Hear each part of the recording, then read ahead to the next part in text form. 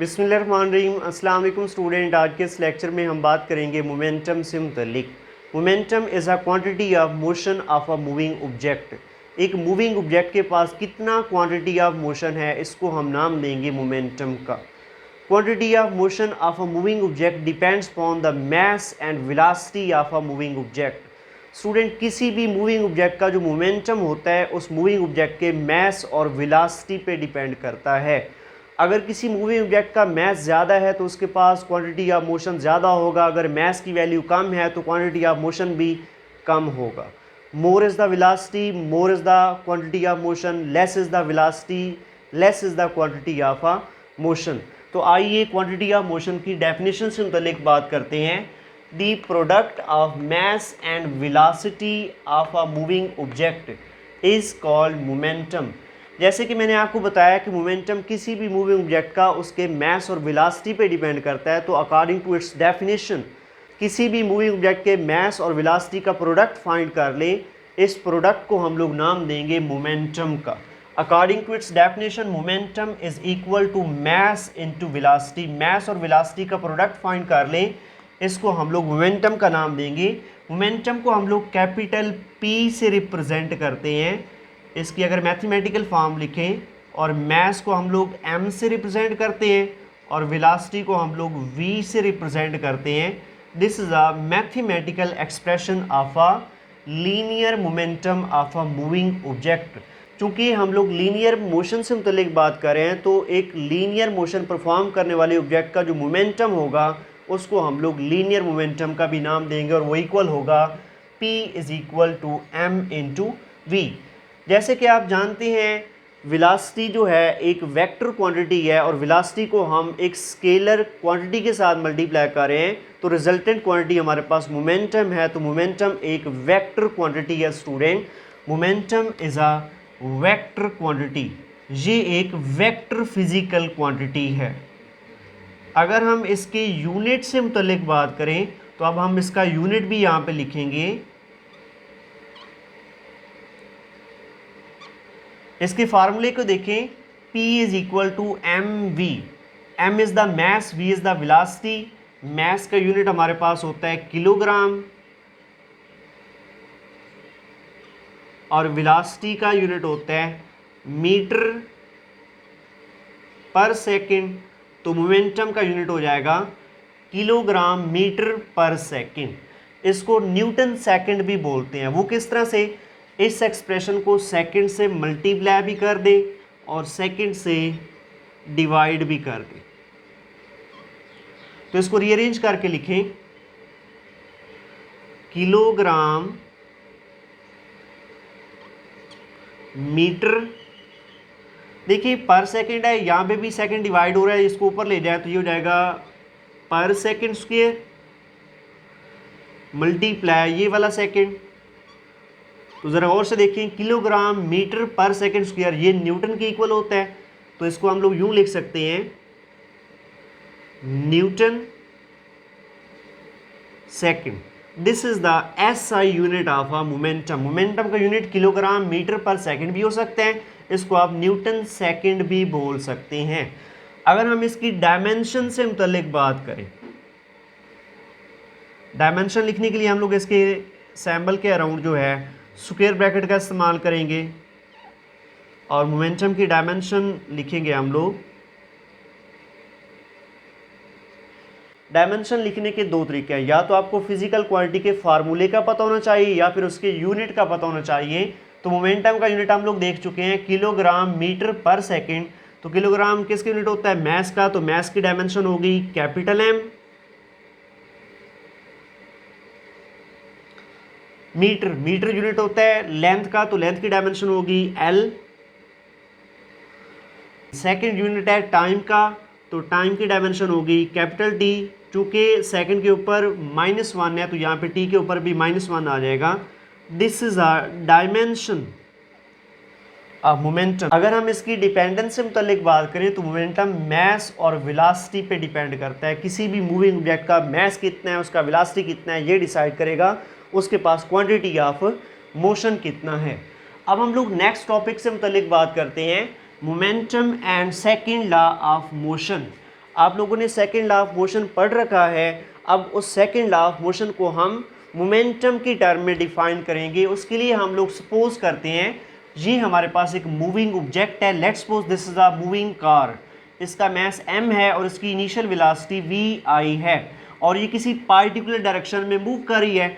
After some time t इस moving car के ऊपर एक फोर्स एग्जर्ट होती है, उसको हम लोग रिप्रेजेंट कर देते हैं f से।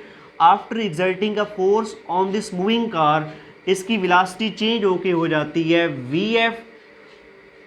अब देखिए इस पर कोई फोर्स ने अमल किया है तो इसके पास कोई ना कोई एक्सेलरेशन भी हो जाएगा, प्रोड्यूस हो जाएगा। उस एक्सेलरेशन को आप लोग रिप्रेजेंट कर दें ए से, और यहाँ पे जो टाइम टेकन है उसको आप लोग रिप्रेजेंट कर दें टी से। अगेन इसको रिपीट करते हैं। ये हमारे पास एक मूविंग कार है जिसका मास m है और ये किसी इनिशियल स्पीड vi के साथ मूव कर रही है। आफ्टर टाइम t इसके ऊपर एक फोर्स एग्जर्ट होती है f और इसकी वेलोसिटी हो जाती है vf। Due to change in velocity vi से vf वेलोसिटी हो गया तो इसमें कोई एक्सेलरेशन प्रोड्यूस हुआ है। ये एक्सेलरेशन को हम लोगों ने a से रिप्रेजेंट कर दिया है। अगर हम लोग इस एक्सेलरेशन की वैल्यू फाइंड करना चाहें तो एक्सेलरेशन का फार्मूला आप लोग जानते हैं, time rate of change in velocity. Velocity में चेंज कितना है, फाइनल है vf, इनिशियल कितनी है vi। ये हो जाएगा vf minus vi dividing by t। इस इक्वेशन को नाम दे दें 1 का। अभी यहाँ पे कोई फोर्स एग्जर्ट हुई है तो आप लोग यहाँ पे न्यूटन सेकेंड लॉ को अप्लाई करें। According to second law of Newton F is equal to ma।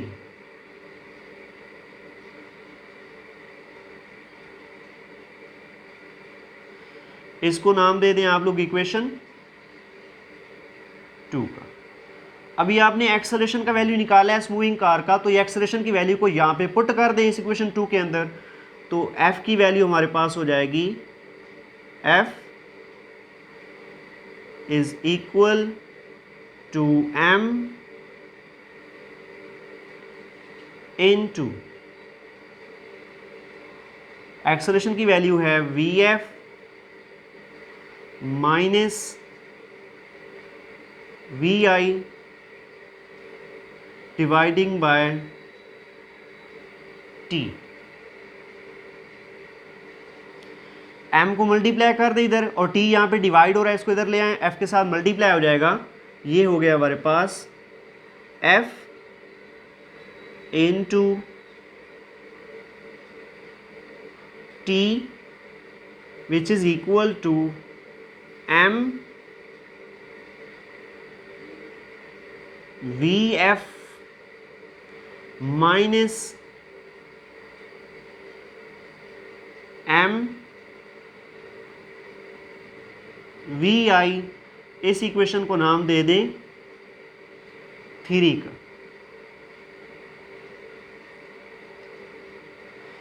जरा गौर से देखें, mvf minus mvi, what's a m into v, that's a momentum.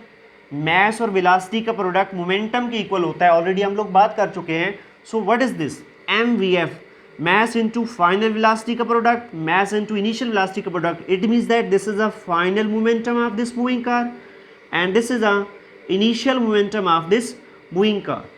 final momentum minus initial momentum, what is this, this is a change in momentum of this moving car। ये हमारे पास इस moving car की momentum में change का expression है जो कि किसकी इक्वल है, F into T, force into time taken. जितनी फोर्स एग्जर्ट हुई है और जिस टाइम ड्यूरेशन के दौरान इस पे फोर्स लगी है, अगर उस फोर्स और टाइम का हम लोग प्रोडक्ट फाइंड कर ले तो वो हमारे पास किसके इक्वल होगा, चेंज इन मोमेंटम के इक्वल होगा।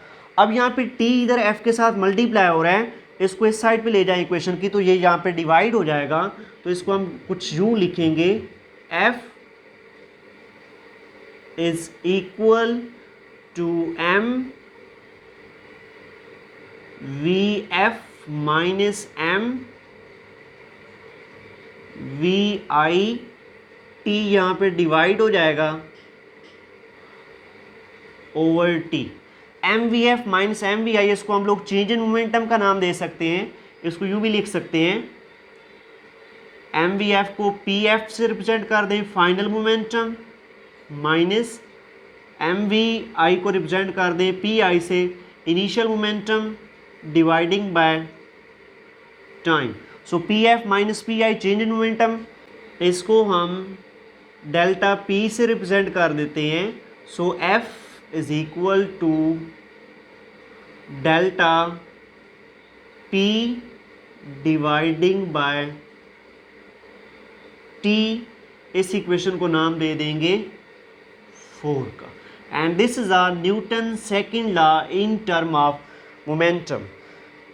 Change in momentum per unit time is equal to applied force, या फिर आप इसको यूं पढ़ें, rate of change in momentum is equal to applied force, के जो एक मूविंग ऑब्जेक्ट के मोमेंटम में टाइम के हिसाब से चेंज होगा वो अप्लाइड फोर्स के इक्वल होगा। तो ये इसकी स्टेटमेंट से मतलब बात करते हैं, rate of change of momentum of a body is equal to applied force, के एक मूविंग बॉडी के मोमेंटम में टाइम के हिसाब से जो चेंज होगा वो उस बॉडी पर अमल करने वाली फोर्स के इक्वल होगा। ये हमारे पास आज का डिस्कशन टॉपिक था, जिसमें हम लोगों ने मोमेंटम और momentum and second law of Newton से मुतल्लिक बात की है। तो मिलते हैं नेक्स्ट वीडियो में, तब तक के लिए अल्लाह हाफिज़। अपना बहुत ज़्यादा ख्याल रखिएगा और हमारे चैनल को सब्सक्राइब करना मत भूलिएगा।